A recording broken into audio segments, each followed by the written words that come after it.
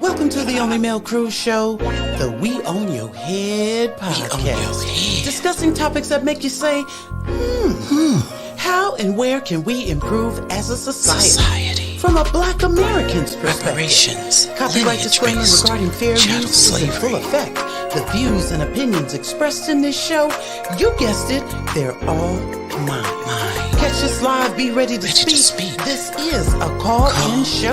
Be sure to hit the like button, share, subscribe, replay gang, leave a comment. You know I want to hear from you. Let's go to work.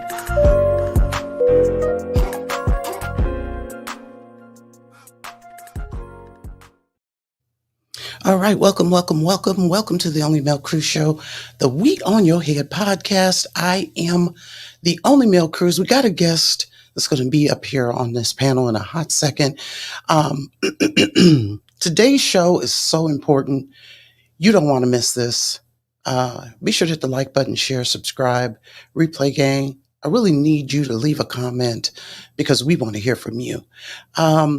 We are also simultaneous on YouTube's channel, The Church. And once you hear from this guest, you'll understand why we're simultaneous over there. And we're simultaneous on Facebook. Do you hear us? So this is a coordinated podcast episode between all three entities. This is hot off the press. Today's show is entitled... the question out here is New Jersey police retaliation. We have a woman who filed a lawsuit, an auntie who filed a lawsuit. Some type of way, the New Jersey cops arrested her nephew. The question on the table is this New Jersey police retaliation? And I'm going to tell you, you're going to be surprised when you learn the answer to that particular question. Let me welcome to the show Lyreshia Speaks. Good afternoon, Lyreshia. How you doing? Hello. Hi. How you doing? Thank you so much for allowing me to be on your platform. Oh my goodness. No, thank you. Thank you for doing this interview with me. I appreciate it so much. Shout out to the people in the YouTube channel, Dr. Nikki. Thank you, Dr. Nikki, for pulling up. Lyreshia, you've got oh, wow. Okay. Happy birthday too, Dr. Nikki. Please, happy birthday. Enjoy yourself. So, Lyreshia, your situation is so interesting because, and it definitely takes you to tell it, but you were a probation officer for the New Jersey Judiciary, and that's an interesting term, in Middlesex County, New Jersey, from 2012 to 2021. And you state that you were receiving some racist treatment, and you ended up filing a lawsuit. What I'd really like you to do, because this story is really deep and it's got a lot of twists and turns, can you give us a brief overview as to what happened with that lawsuit? Okay. Hi, how you doing? Thank you for allowing me on your platform. Absolutely. After experiencing various incidents of discrimination, harassment, and retaliation, and me attempting to hold the New Jersey Judiciary accountable internally, I filed several EEO complaints. Every time they did something, I did something. Mm-hmm. I reported it, I documented, but they retaliated. And it was to the point where me holding them accountable only, instead of them doing what they were supposed to do and holding the people accountable who I was reporting, because that was the policy, they decided to teach me a lesson by telling me that I was just supposed to basically, this is why my theory came in that Black people are supposed to be okay with white supremacy in law enforcement, because as a Black person, I wasn't supposed to report them. We would have training, and in that training, it would be report all incidents or rumors of incidents. You're not supposed to be discriminated against, or you're not supposed to be treated like a second-class citizen. You know, we are the royal speech that they give, but while they were actively telling us that we're not supposed to be discriminated against or we're not supposed to be treated differently, they were discriminating against us and treating us differently. Internally. Now, are you able to list maybe a couple of two things that they did that made you file the lawsuit with EEOC, or the suit with EEOC, the complaint with EEOC? When I started working in 2012, I filed my initial internal complaint in December of 2013. And as a Black person, I was being held to a different standard than white people. And even training, they would not train me to do my job. As a Black person, you're supposed to teach me how to do what I'm supposed to do as a probation officer. I can only be as effective as my training or what I'm taught. They refused to train me because I was Black. And the people who were applying for PTI is pretrial intervention. In the state of New Jersey, if you make a mistake, you get a first arrest, you can apply to be in like a intervention where after a certain period of supervision, your charges will be dismissed. But because they didn't like me, a Black probation officer, they would force me to deny people into the program because they didn't like me. Or just nasty treatment. Like I was walking down the hallway and the supervisor said she thought I was gonna rob her. Oh. So it was just nasty, Right. unprofessional, harassing treatment. My daughter had FMLA. Well, I had FMLA due to my child's sickness, but so you're always harassing me about while I'm late. If I'm out a week late, the cases that I was supposed to be working on, I can't work on because I'm not there. But then you're harassing me every day, asking about these cases. It didn't make sense. And they thought because they were doing this to Black people that it was okay. And I'm letting them know, no, boo-boo, that's harassment. Or you sending me emails. I have an email from she's now the assistant criminal division manager in Middlesex County. I wrote her up for being racist in 2017. She sent me an email every second, every minute, like things like this harassment. An email every minute asking me a question when your desk is right next to my desk. You could just come over there and get the information. But it's like the treatment that only Black people are supposed to suffer through. I see. So, and it sounds to me like there was no like they did this thing or did these things without any fear or concern that someone was going to report them, or that if they were reported, that they would suffer any level of punishment as a result of their actions. So you filed these EEOC complaints.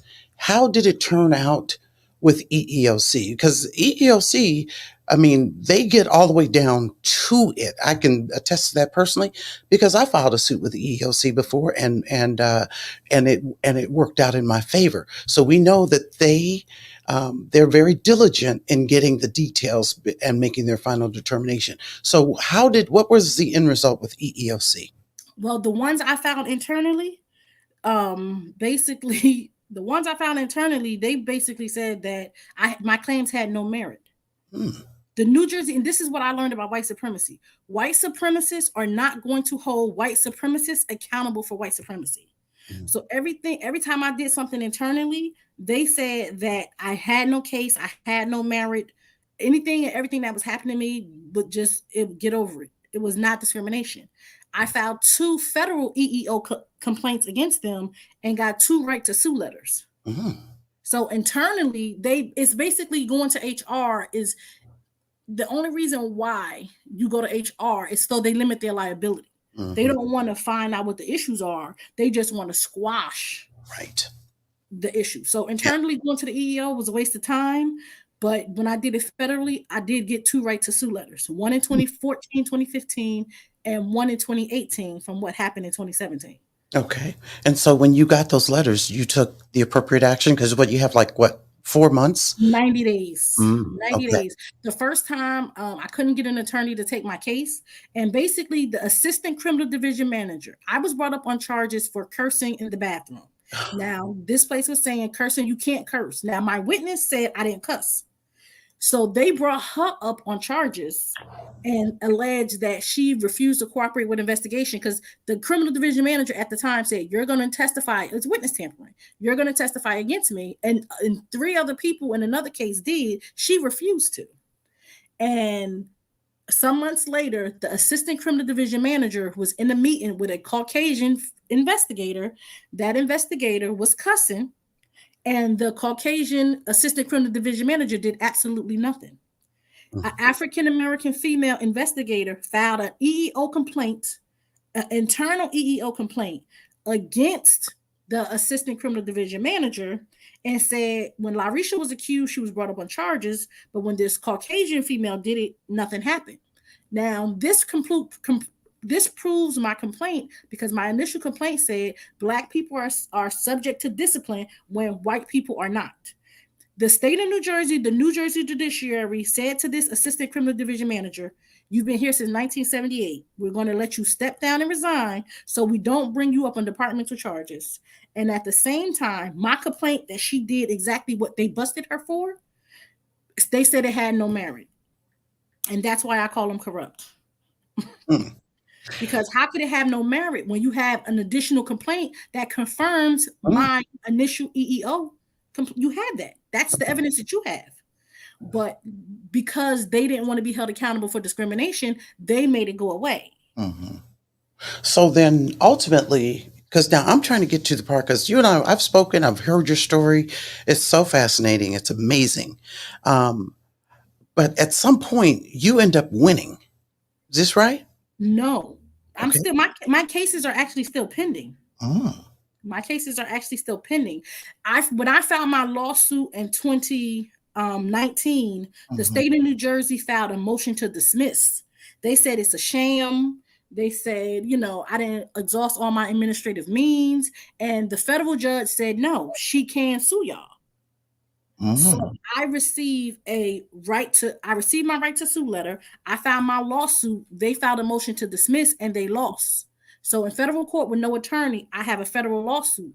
The I got state of New Jersey was like, they're upset. you. So Mm-hmm. that comes into retaliation with my nephew, and I filed my state lawsuit against them. Okay, now hold on a minute, because we're gonna get to the lawsuit. But again, see, that's where I was trying to get to, because there's so much information. So, because I've heard you say before, hey, and I won without an attorney. So essentially, when you're claiming victory, which is a solid victory, you're claiming victory in the fact that you had no attorney, you filed a federal EEOC complaint, where lawsuit in the past, where when you filed your previous complaints internally, you were told, nah, there's no merit, you don't got nothing going on, go somewhere and sit down. When you take it federal without an attorney, you end up getting a positive affirmation that, hey, this can proceed forward. Do I understand that correctly? Yes, absolutely. Okay. Okay. Now, something else I want to kind of segue to before we get to the main crux of this question, whether this is New Jersey police retaliation. Before I do that, let me shout out the people on YouTube. K Baby in the house. So good to see you. Tatiana Harris. Y'all do like Tatiana Harris say. Do like she say. Be sure to hit the like button, share, subscribe, replay gang. Leave a comment if you don't want to hear from you. DJ Segwan and of course Dr. Nikki in the house. Appreciate all y'all for pulling up. Subscribe if you haven't already. Okay, so now here's the part I want to get to, because I was shocked because I reached out to you. Now you said you've written a book, but the book is not yet available. Is that correct? Yes. What happened was it went on sale. I sold out, and I haven't made any more copies to sell out again. Mm-hmm. So I haven't published it again. It's published. Some people purchase a copy. If you have a copy, you're actually kind of lucky, because I don't know when I'm gonna be printing copies to it again. But what happened, the reason why I wrote the book, you want me to talk about that now? Because there's a specific reason why I wrote it. Yeah, I do want to know about, but what I want to, okay, so I want to, so is this just a technical thing, or is this a strategic thing that the Strategic. book is not available right now? Strategic. Okay, let's talk about that strategy about the book Um, and why it's not available, because I've heard you describe and discuss the content of the book, and that sounds like it's going to be a bestseller. It sounds like something, that's why I reached out to him like, hey girl, I want to read this book. So there's a strategy to the book. So let's get in there and let's get that good understanding. do you mind if I not want to tell my strategy? I could just say why I wrote the book, but Yes, you I don't may. want to tell Absolutely, you. lady. Absolutely. Tell I us. want my attorney to kill me. Well, basically, when you file these discrimination lawsuits, once the case settles, you are forced to sign an NDA, a non-disclosure agreement, and you can't talk about what happened. Mm. And I refuse to be silent about the abuse that was done to me by the New Jersey Judiciary. It's unacceptable treatment, and the fact that they did it, I honestly feel stand 10 toes deep on what you did. Don't throw a rock and hide your hand where you caused all this trauma, you committed all these crimes, but now because you give me a little check, I can't talk about it. No, sir, I have an issue with that. And I'm going to talk about what you did to me because number one, you did it. You didn't have any problem when doing what you did it. You did it with 10 toes deep. You did it with your chest out. You illegally incarcerated my nephew. You fired me. You did all those things that were illegal. And you didn't bat an eye, you didn't blink, you had no problem sleeping at night. Yeah, enjoyed it. Now you want to cover up what you did because you don't want the taxpayers and the citizens to know.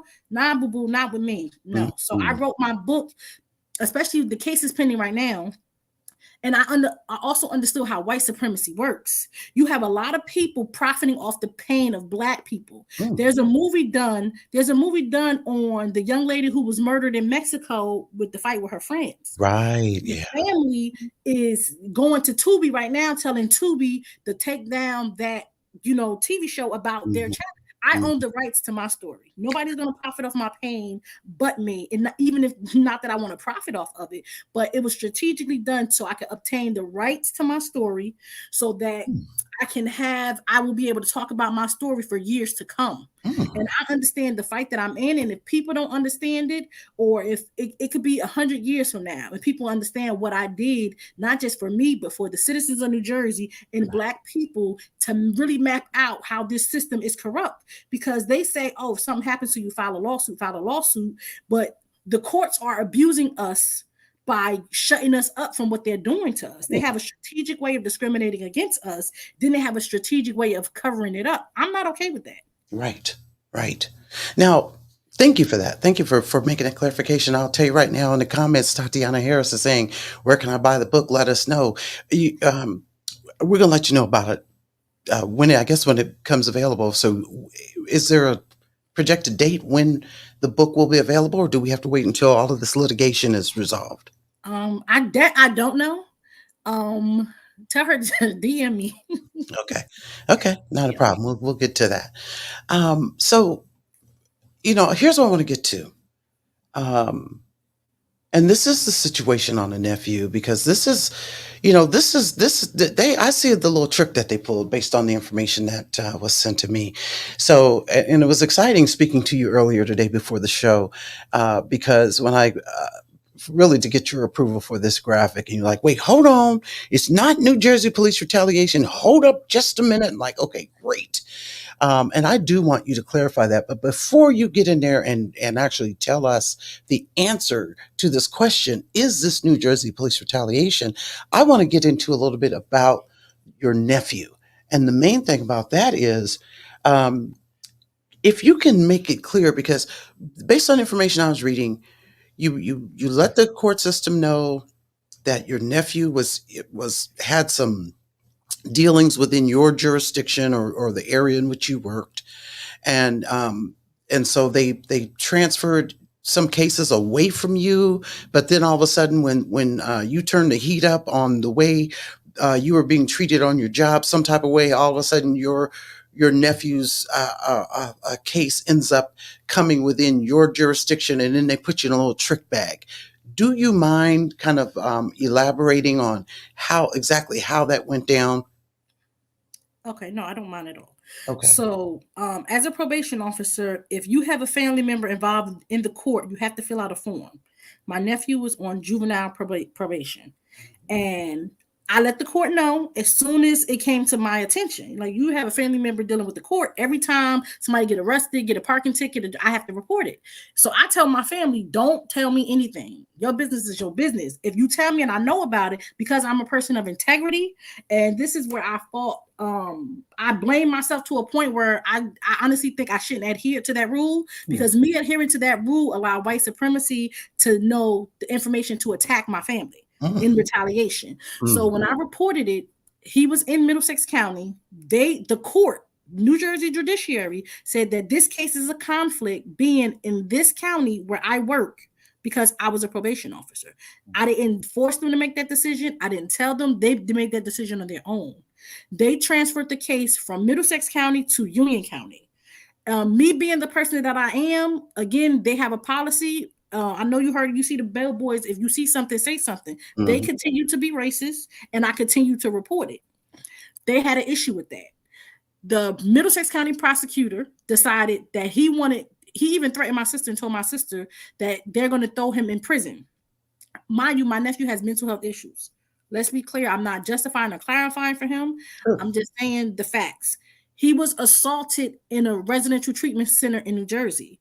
He ran from that facility. That's a violation of probation. I wrote a letter to the judge in Union County, which I had every right to do. In the letter, I did not say I'm a probation officer, hook a sister up. I simply said my nephew has mental health issues. He was assaulted. I contacted institutional abuse, and he ran because he was assaulted. He feared for his safety.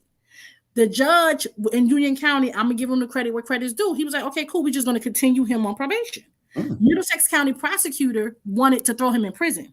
As a Black person who, they get money from people being incarcerated. Sure. You out and you're in treatment or you're doing whatever, you're getting the help that you need. That was an issue for them. He wanted the case back in Middlesex. And my sister was like, you taking this case back in Middlesex, it's a conflict in Middlesex. They didn't care about a conflict because, they're corrupt. They didn't care about the conflict. Mm-hmm. They decided a year later, for no reason, they decided to transfer his case from Union County back to Middlesex County and issue a court order against me. The court order basically said that I cannot discuss the case with anybody who's processing my nephew case. Mind you, I couldn't do that anyway, and I wouldn't do that anyway. I wouldn't go to my supervisor or my friend. Oh, you working on my nephew probation? His report. Make sure he get this. Oh, pass his drug test, even though he failed. Like I have integrity, so I wouldn't have did that anyway.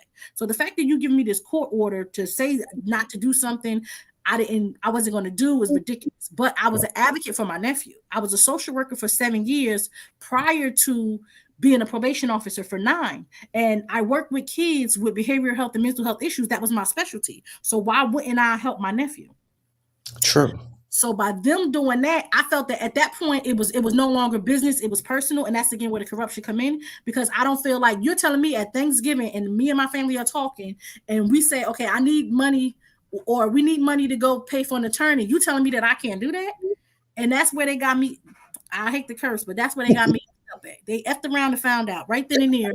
It was the point where that let me know that I have to do everything in my power to let everybody know what you did because you want to cover it up. And I wasn't okay. That was in 2017. And that was right before I was brought up on those BS charges. Again, I report racism. I reported she was the team leader. She has been promoted twice since I filed a discrimination lawsuit against her for being racist. She's right now the criminal division manager in Middlesex County, New Jersey. In Middlesex, if you get into a fight, she is the person who decides whether you get into PATI or not. And she's in the middle of 2 discrimination lawsuits, one in state court, one in federal court. Yes. Oh, and I'm saying it like Tony Braxton. I'm like, everybody and their mama know. And of course, they want you to remain silent about the corruption because they don't want the citizens to know. Why shouldn't the citizens know what y'all did? Y'all did it. If you don't want the citizens or you don't want anybody in the world to know what you're doing, you shouldn't be corrupt. Because at the end of the day, me being silent about your abuses mean I'm okay with it. Because I'm from the hood and accessory after the fact. Right. Or if I had a boyfriend who was selling drugs, don't you know you would charge me for me not telling the police that he was selling drugs? Mm-hmm. So why wouldn't you charge me if I'm aware of these public officials being corrupt? No, I'm a senior like Tony Braxton. Well, and not only that, but what is the message being sent when someone has, at least to your knowledge, at least 2 complaints against them? Could be more, but to your knowledge has at least two complaints against them, and they're getting promoted. So what is that saying? Yeah, what is that saying? Let me tell you why they did it. Now, the probation officers, the investigators who are there, who are testifying in my lawsuit, because let's be clear, my case is pending right now. I got court the 27th of November. Mm-hmm. So the people who work there have to testify against their manager. That was a chess move. They did that on purpose. Mm-hmm. Because who you think gonna go there and testify that she racist and she signed a check and they see them every day and she the head? They did that. That's an intimidation tactic and to try to scare people. But I grew up in North New Jersey. I used to duck bullets as a kid. I ain't scared of no ghosts. So it don't faze me. But I understand why they did that, and I'm glad they did. So now when I do my little book tour and I do my little tours and I talk about their races, I prove my point exactly by telling the position that she's in. And that is a fact. She is for a fact promoted to the criminal division manager in Middlesex County. Yeah. I mean, that's just ridiculous. I mean, somebody needs to be put on a stand and ask them, how dare you? How could you even, is that part of the requirement? Because how do you get to have complaints and then get promoted? That's just completely That's ridiculous. exactly what it is. Now, And at the end of the day, here, I want to kind of segue over into your nephew because this part is this kind of pulled on my heartstrings a little bit because, so your nephew was in a Chinese restaurant. He got into a little situation, and I'm gonna have you elaborate a little bit on there. But the fact of the matter is, when he walked into the Chinese restaurant, he already had mental health issues anyway. Okay, he gets into a situation, and based on everything that's happening now, his mental health has declined. yeah. I'm gonna Let's try start not from to the cry. I'm gonna try okay. not to cry. I'm gonna All go right, back to the first incident. start from the So beginning. Yeah, he's in denial about his mental health, which a lot of people are. So sure, he would be hospitalized. He would get his medications. He take his medications. He would be fine. He would be released from the hospital. And then he get out the hospital. You know, at this time he was 18. He sure. was hospitalized since he was 15. So he was in and out of hospital since 15. And once he started taking his medication, he's fine. Guess what? I don't need my medication. I'm fine. And then he would be hospitalized again. So, you know, again, he's a kid. So I'm working with him, explaining to him, making sure I'm going to see him. He's 2 hours away in South Jersey. I'm going to see my baby in the hospital. I'm checking up on him. He had just got released from University Hospital before this incident happened. And when he was released, what he stopped taking his medication. He was inside the Chinese food restaurant and he was asking the customer for $1. The owner was saying, get out, you know, leave my customer alone, and attempted to hit my nephew with the wet floor sign. My nephew defended himself. And it was two of them who jumped on my nephew. They got into an altercation. My nephew was charged with second-degree robbery and second-degree aggravated assault. Now, this is where I say the corruption come in. How do you get a robbery charge? No money. My nephew ain't asking nobody for no money. He asked a guy for $1 to buy a black and mild, but he didn't try to take $1 from him. And this is why I say, you know, the corruption in law enforcement in Middlesex County, and I'll say this on the stand, I'll get it tattooed on my forehead. They're so corrupt, they charge you what they want to charge you with. And he was charged with prove them wrong. I'm sorry, they what? And he was charged what? I'm sorry, I interrupted you. Second degree robbery and second degree aggravated assault. And when he was in prison, and while he was there, they were harassing him while he was in the prison. Now, the side effects of his medication is slurred speech, but he becomes nonverbal. So while he's incarcerated, we talking to him, and I'm telling him, don't sign anything when you go to court. My sister is advocating to the public defender, like, look, my son has mental health issues. He has a history of hospitalizations since he was 15. The Middlesex County prosecutor told the public defender, we locking him up. He's an N-word. We gonna make him a slave. They wasn't advocating for my nephew. My sister was telling them, they was just like, yeah, okay. Anyway, I told my sister, stop talking to them, put something in writing. She wrote a letter and basically said, number one, my sister is there. She has my federal EEO complaint was pending for discrimination against them. And I know they did this in retaliation to me. She wanted the case transferred out back to Union County where it was, because anybody who was in Middlesex County, and I'm calling these people racist, I got the EEO complaint. We didn't want the complaint there. It was no robbery. Yes, the charge was robbery. There was no robbery. They had an emergency change of venue hearing. Emergency change of venue. Change of venue is the venue was in Middlesex County, and the family wanted it to change to Union County because of the racist history of Middlesex County. And I want to tell you, Middlesex County has a history of being racist. This is the same county that illegally arrested, illegally charged, and illegally convicted Asana Shakur, and she has her warrant from Middlesex County, from corrupt Middlesex County. So that's the history of the racist Middlesex County. Middlesex County is one of the most racist county in New Jersey. I stand on that. And at this change of venue hearing, they gave my nephew a plea. and told him that if he did not sign the plea, he would get 10 years in prison. If he signed the plea, he would get 5 years. NERA is no early release act, meaning now you're a violent felon. Mm-hmm. Before we went to court, I told my nephew, I don't care what they give you, don't sign. He got mental health issues. He signed. He thought that 5 years was better than 10, even though based on his charges and his mental health, he should have just got probation. They forced him. The public defender said, if you don't sign this, you're going to get 10 years in prison. Right now, he's been in prison since 2019. And like, it's ridiculous. So immediately after they sign at this, mind you, it was a change of venue. So how do you even offer a plea? And this is why I say they're corrupt. How do you even get a plea offer at a change of venue? The case was supposed to be transferred out of county. And the person who even gave him that is his public. That's why I say they're corrupt. His public defender. You're supposed to be putting his best interest at heart. And if it was a change of venue, the family wanted it out because of his mental health, based on the discrimination that the aunt is reporting who worked there. How do you slide in a plea agreement? Her name is Caroline Beelan. So okay. So you said now at this point he's been in since 2019.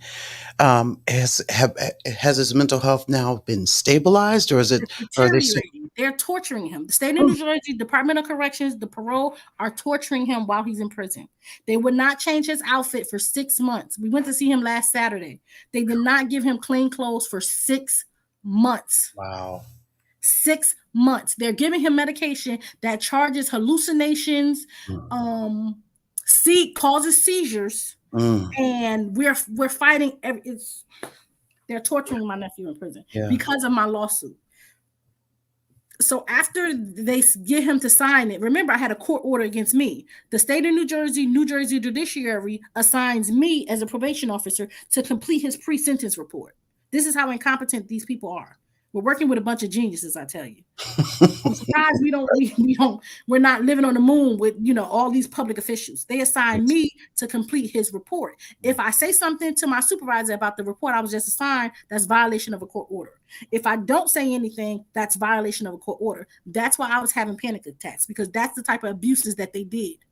So after that happened, that was September of 2019. In October of 2019, I filed my lawsuit in federal court with no attorney. And I I named the prosecutor, I named the public defender, I named the hearing officer for my departmental charges, the HR manager, the trial court administrator. I named everybody named their mama that I could name, because they don't like Black people. Mm-hmm. With my nephew case, the public defender, because I named the public defender, they gave him a pool attorney. The pool attorney that he received specialized in people with mental health. He immediately, before even contacting my family, telling my family that he was assigned the case, because we didn't even know, he submitted a motion to have my nephew withdraw his plea, basically saying, and it's all public information. Anybody want to Google, and this is why I'm talking about this while this case is pending, because anybody can look up these court documents while it's public. Once I settle my case, they're going to seal the documents. So they sent him the pool attorney. The pool attorney immediately filed a motion to have my nephew withdraw his plea. That was 2019. That was November 2019. COVID happened. Mm-hmm. 2020, February the 3rd, 2021, he has his hearing, where we had him do independent psychologist did an evaluation.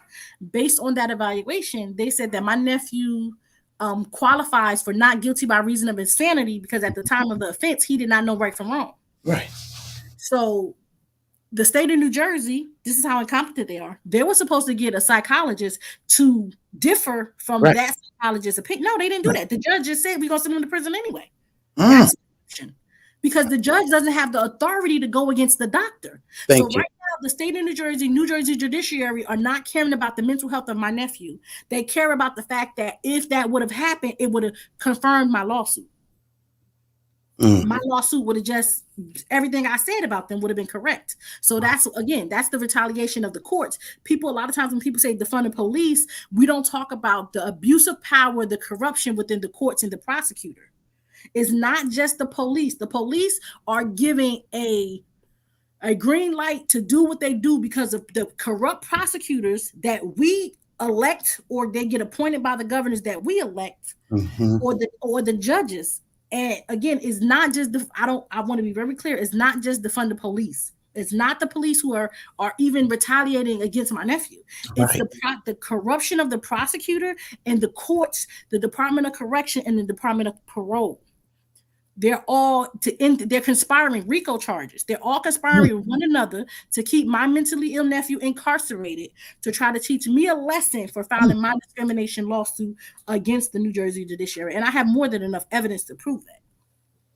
So February the 3rd, 2021, I attended my nephew's hearing. I had a panic attack. Now, again, they've done all of this to my nephew. They illegally incarcerated him. The kids are homeschooled, and my daughter keeps we're on Zoom. My daughter keeps asking me questions. I'm talking to my daughter. I'm having a panic attack. The court accused me of talking to my sister. Not mind you, they wrote me up for being incompetent. I'm written up for being incompetent and neglecting my duty. Now they're writing me up saying I'm a genius and that I was helping my sister answer questions that I did not know the answer to. She was being questioned by the prosecutor and by at the time, because she was testifying at his hearing. I don't know the questions that the prosecutor's asking. I don't know the answers to the prosecutor. My sister's cursing him out, by the way. She about that life. Go ahead on, sis. I'm on the side, like, oh my God. Now I wrote pre-sentence reports for this judge, had several conversations with this judge, worked with this prosecutor. I was there at this time for 9 years. I'm in there and I'm like, oh my God, they just asked her, it's a yes or no question, relax. They said, because I said it's a yes or no question, that is a violation of the court order, which said that I can't talk to anybody processing my nephew's case, which they fired me is baloney and it's bogus. And they fired me from my job because of that. I'm having a flat out panic attack. Like, y'all got my nephew locked up now since 2019. It's 2021. Y'all trying to, it's just like, even mentally thinking about everything that was going on at that time, I was losing my, I don't want to curse, but I was losing my sugar honey iced tea. They said that I was having elaborate conversations with my sister, giving her answers to questions that I didn't know the answers to. So I got fired, which was the best thing that ever happened to me. So let me ask you this question though. Had they kept your nephew in the other jurisdiction in Union County, then there wouldn't have been there'd be no way they could have even imagined some level of conflict of interest, because it was no longer in the county Middlesex. Exactly. That you work they fired me. They fired me for creating an appearance of impropriety. Ooh. They created the appearance of impropriety by transferring the case that they said was a conflict back to the case where the conflict existed. Come on with it. And you're the one that coming out the gate and said, "Hey, look, I need to alert you guys of potential conflict of interest." And I feel like that's my fault for doing that. I should have never. I knew who white supremacy was. By me doing that, set him up. They would have got you though. They would have got you. They would have got me either way. Either way, absolutely. So they got me for basically doing everything I was supposed to do, and that's why I do interviews. That's why I wrote my book. That's why I'm a motivational speaker. Yes. That's why I'm talking about what they're doing, because the thing is, with my case and what they're doing to me, I'm not special. It was a young lady in Buffalo, New York. Now, her partner was a white guy. He choked a black defendant.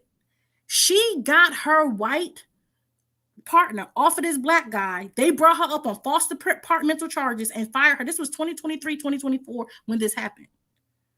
In Buffalo, New York, she was a young lady. I talked to her. I can't think of her name right now. This was 2022, 2023, 2024, around that time. And they fired her on false departmental charges. In 2022 is when she finally got her pension and cleared her name. And she started talking about it now because she was on the Breakfast Club too. So I reached out to her and we talked. So I knew what white supremacy was going to do to me. Right. So I knew I had 2 kids that I have to raise. Baby, I wrote my book. I started my business as a motivational speaker. And I was like, okay, you're not going to break me. Right. Now let me get in here, because see, you kind of swimming over that real quick. And I want you to take your time on this part, because that's the part that fascinated me the most about you when I watched this other video about you. It's phenomenal. First of all, the fact that you know from where your help cometh. Okay.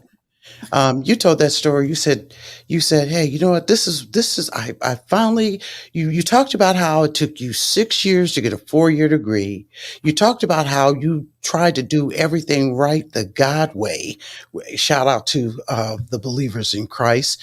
Um, and yet you're going through this, and you also talked about how there's some people that couldn't speak, and you're the voice for those people. When I saw that and heard you saying that, I said, well, it made me think of Esther for such a time as this.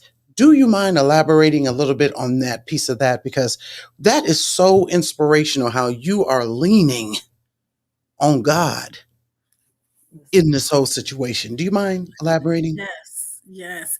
It's the thing is, okay, I grew up in Newark and I grew up poor. You know, all the statistics, my father died in prison.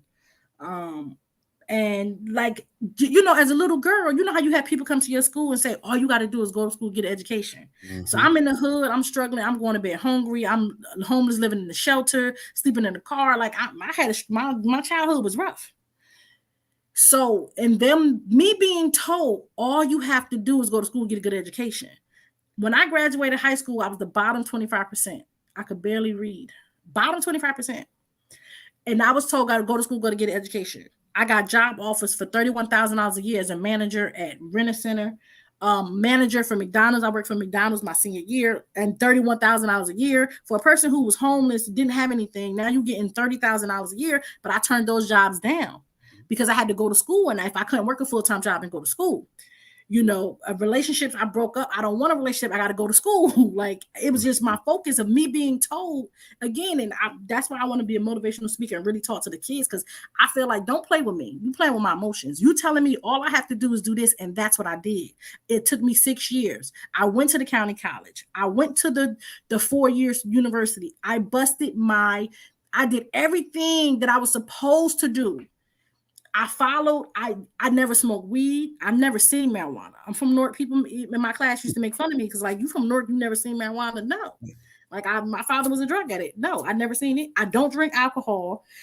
Peer pressure, you know, just making sure I was always in the right place at the right time, making sure I made I wanted to be FBI. So making sure I made certain decisions to not get myself, because you are known by the company you keep, not being around certain people. I know people who live the street life or whatever, but made decisions not to do that and always tried to do what was right, you know. And then when I get the job and I'm supposed to do everything that I'm supposed to do, hold myself above because I work for the courts and we have this code of conduct training. And then I get here and all I see is my education didn't matter. My integrity didn't matter.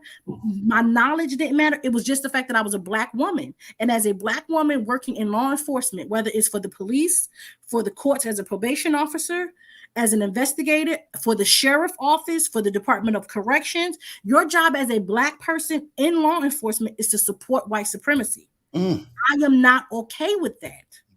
And as a young girl, my mother was a correction officer and she used to fight them all the time. She filed discrimination complaints as well. So when I get my fight, I follow in her footsteps. My mother was a leader and a fighter. She was nominated for Officer of the Year 7 years in a row because she used to fight. She a PBA rep. She wasn't a PBA rep, but every time she represented somebody on departmental charges, she always won. My Mm. mother was a lawyer like by herself, and she, you know, she had a high school diploma, but you couldn't tell me that she was a bad mamma jamma. So me seeing, okay, the fight in her standing up for what's right. Okay, I'm gonna do this. I'm gonna go be a probation officer. It's like it's not a shock because I know who I am. I know who my people are. I know who this country is. When it happened to me, I knew what it was. Right. And a lot of times people are shocked and people don't want to stand up. And I was told, don't say nothing. Hmm. Like, no, this is just, you know, you got a pension, you know, you're going to get I was getting $1,800 every 2 weeks after taxes when I was fired. Yeah. See. So, and it was like, y'all don't pay me enough money, boo boo. I'm from the streets. When you Right. grow up poor and I grew up in that mindset, and it was like taking that money and, oh, I had to be silent about it. Hmm. And I'm not going to be silent about nobody violating I don't care who you are. I used to duck bullets as a kid. I'm not scared of you. What you're doing is not right. And me being silent and me being quiet about what you're doing mean that I'm okay with it. So now I'm going to sing it like Tony Braxton, Well. and I'm going to make sure and I'm going to document it for the history books, because once you understand like white supremacy, okay, they just going to steal the documents. Or you filed a law. You know how many people filed lawsuits against them for discrimination?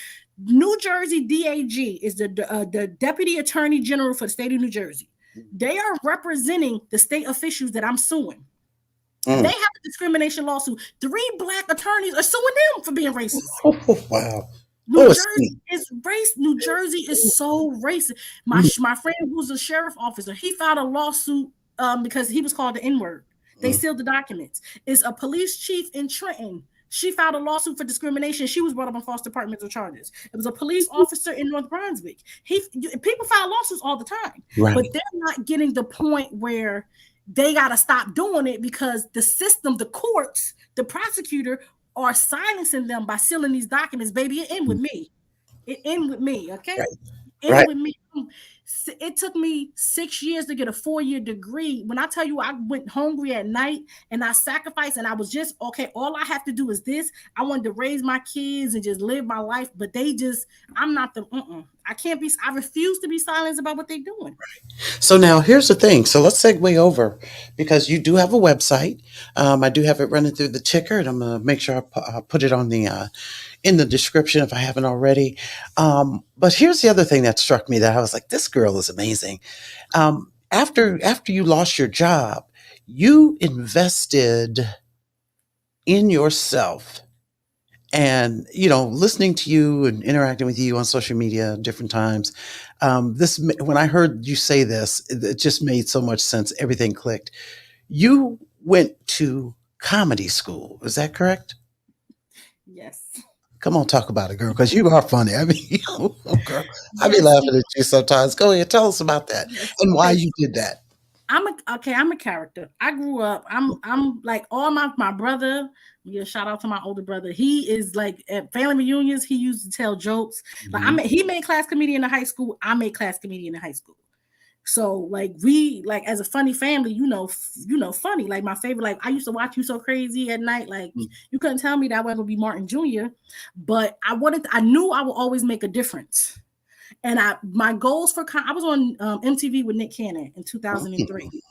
And I had ambitions of going to the media film, but I wanted to help people. And once I started learning about criminal justice and like my passion for the quote unquote law from my mom, I decided to dim my light and not do that, because I wanted to help people, and I could do it through social services and criminal justice.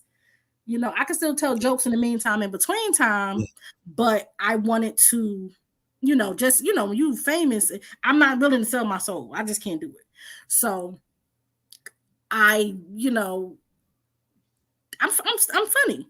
And I was saying to myself, after me going through this traumatic experience, I have post-traumatic stress disorder, I have panic attacks, I'm on blood pressure medication, I'm going to live my life. I don't ever want to be in 60, 80 years old saying, I wish I could have, would have, should have. No, I'm going to do.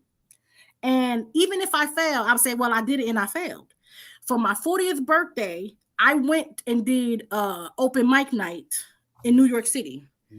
And I was trying to do comedy before I got fired, but I got fired, first. Sure. As soon as I got fired, I went to comedy school. I went to Manhattan School of Comedy. I wanted to live my dreams. When I do something, I believe in doing it the right way. And yeah, you know how to tell jokes, but there's other things about the business that I didn't know. So I wanted to have the knowledge to know it. And I went to comedy school. And like when people laugh when I talk, I'm like, thank you. I needed that because that helped my mental health. But I just always wanted to do.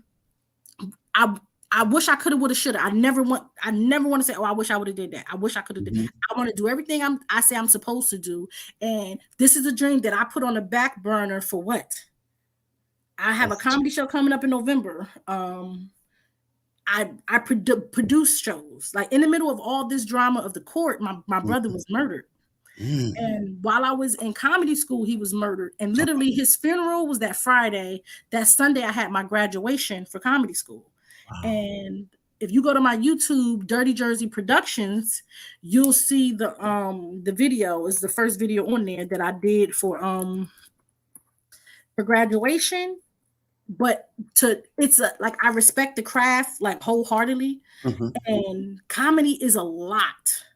And where I am right now fighting, and you got to remember your jokes. And It's hard to remember I your get joke. You got to remember the punchline, oh, and no, it's the timing, the you hear me delivery. Yeah, visualize. Yeah, sure, sure. I can't. And then when they graduate high school, Chris Tucker, Kevin Hart, they went out to the comedy club in New York and 2 o'clock. And I can't. I have kids. I got to get these kids ready for school in the morning. Right, right. So what I decided to do was start my business and put the shows on and bring the comics to me Yeah, because I ain't no yeah. spring chicken, but Well, I it's mean, that's a smart move because that gives you an opportunity to just kind of, okay, in between acts. All right, y'all, it's me.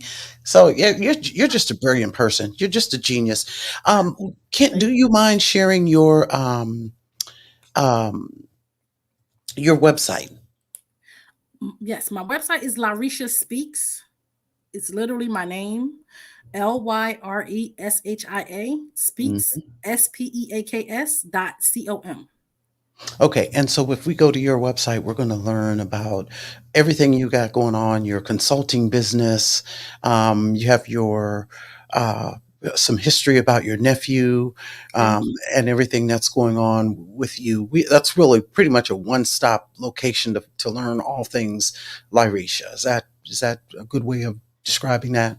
Yes, because they keep throwing the monkey wrench when it comes to my nephew and everything. Besides the fact that he got his illegal conviction, Mhm, besides the fact that they disregarded his mental health and his conviction, they disregarded the psychologist who wrote the evaluation. They mhm, sentenced him to 5 years nearer. When he gets placed on parole, parole put him in a facility where he was assaulted. mhm. And while he was in the facility, he was telling the staff, I don't want to fight him. Like, my aunt got a lot going on. This guy's trying to assault me. Could y'all get him to stop? The staff looked at him like he was crazy. And the guy assaulted him. My nephew broke his hand. It's a videotape of this incident. The state of New Jersey parole officer SASS, is refusing to give that videotape Mm, to my nephew's attorney. And what happened was when he was in the hospital, he was about to have surgery. The parole officer called me and told me there was a videotape.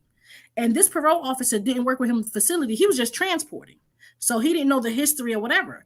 So he was just saying, yeah, it was a videotape. I saw it. Your nephew tried to avoid the situation. He asked the staff for help, but the staff can't intervene, and he was assaulted. So he should just be in 4 weeks. And when he gets his parole hearing, they should release him back on parole because he didn't do anything wrong.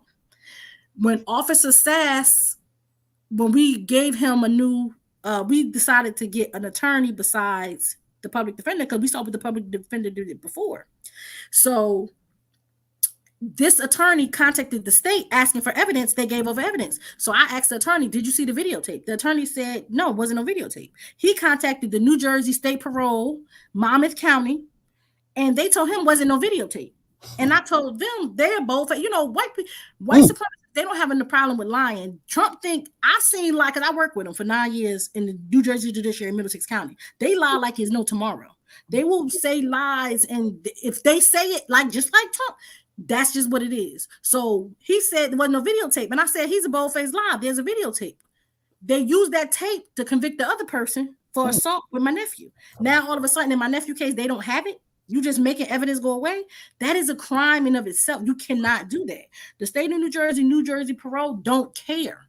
So the attorney is filing motions saying, you can't even testify in court in his parole hearings, saying, well, according to the tape, when there's a tape, the tape speaks for itself. Right. And they don't care. And I called the FBI. The FBI, like, why I'm calling them? Like, because y'all the FBI. Y'all act like y'all don't know y'all role. But they'll tell black people till the cows come home that y'all need law enforcement. When you Mm. say defund the police, you the first one that call them. But when we calling them, we trying to report something, they don't want to hear it. You I don't called hear the it. Department of Justice. I called the U.S. Attorney. I'm on their necks. And they looking at me like, why you calling us? Like, y'all act like y'all don't investigate public corruption. Mm. This is RICO. Like, y'all want to charge Young Thug with RICO, but why Yeah. y'all not charging these government officials with RICO? Come on with it. Witness tampering is a crime. When you withhold the evidence and official misconduct, now these people are putting in this report that my nephew was the aggressor. You have a written report saying he was an aggressor in the situation, but you have a videotape saying he not. Show the tape. And if the U.S. attorney asks for the tape and the state of New Jersey refused to give it over, the U.S. attorney can charge them. I can't. I could just accuse him. Mm-hmm. That's why I got them involved, because criminal charges need to be had here. People are like, oh, well, what you want justice? Nah, I want people to go to jail. I want the same energy they have for my nephew, the same energy I want for them. Mm-hmm. And I'm talking about what they're doing, and I'm making sure, again, it's just me.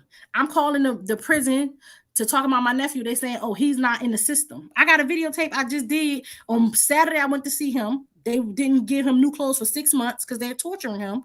I called on Monday. They're like, he's not in the system. This is what they say when I call. What you mean he's not in the system? I was just there. Then it's like the mental games that they play. They're torturing him, and they're keeping him in such a drug state. They're giving him Benadryl 3 times a day. Why would you give a person Benadryl 3 times a day? Right. Because you want him in a mental state where he groggy. He don't remember anything. They won't give him access to the phone for him to call home. They told his attorney cannot go into prison to see him. His attorney, that family that we are paying, they will not let this New Jersey Department of Corrections, the state parole, New Jersey Judiciary. That's what I'm saying. When people say police, baby, it's the police, but baby, behind them, the courts and Department of Corrections and the parole board. And I'm singing it like Tony Braxton. And I wrote about it in my book. And I'm making sure I did 2 documentaries. I did 2 documentaries on the abuses and what happened, because I know they want to cover it up. And again, I get shadow banned on my phone. I'm on the phone and I'm talking about them. The phone get cut off. I share a post and I'm like, oh, my interview just dropped. And then I'll send again, make sure y'all watch it. And people say, where the interview at? I'm like, where the interview at? I just posted it. Oh, I'm text messaging people. They're not getting my text messages. So that's why I really thank you for allowing me to get your platform, because I'm trying to be silenced about what's going on about this corruption. And I refuse. I'm doing everything in my power to fight. And it's literally just me. It's a tough road.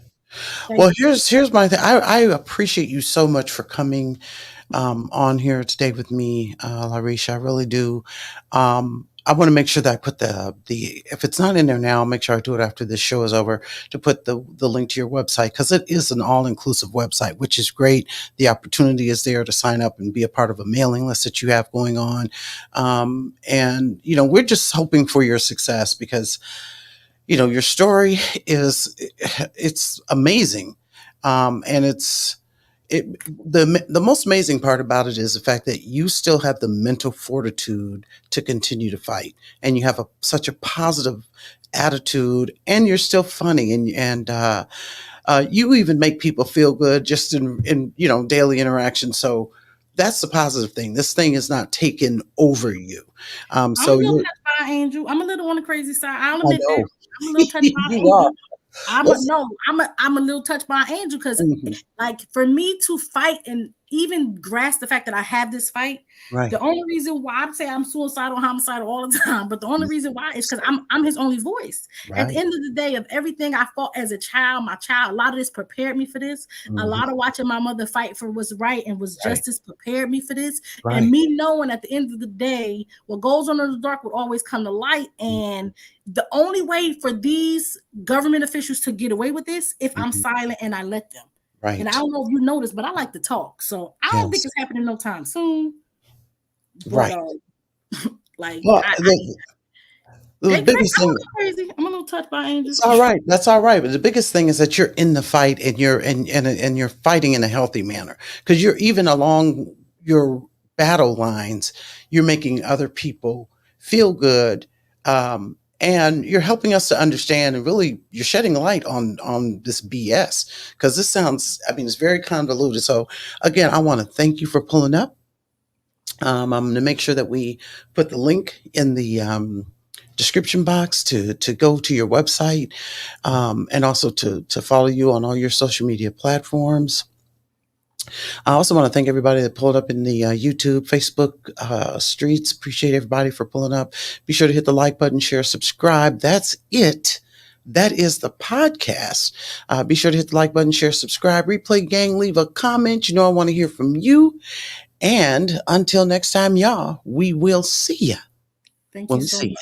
Thank you so much. I appreciate it. You're so welcome. Welcome to the Only Male Cruise Show, the We Own Your Head podcast. Discussing topics that make you say, How and where can we improve as a society? From a Black American's perspective. Reparations, Copyright disclaimer waste, regarding fair chattel use is in full slavery. effect. The views and opinions expressed in this show, you guessed it, they're all mine. Catch us live, be ready to speak. This is a call-in show. Be sure to hit the like button, share, subscribe, replay gang, leave a comment. You know I want to hear from you. Let's go to work.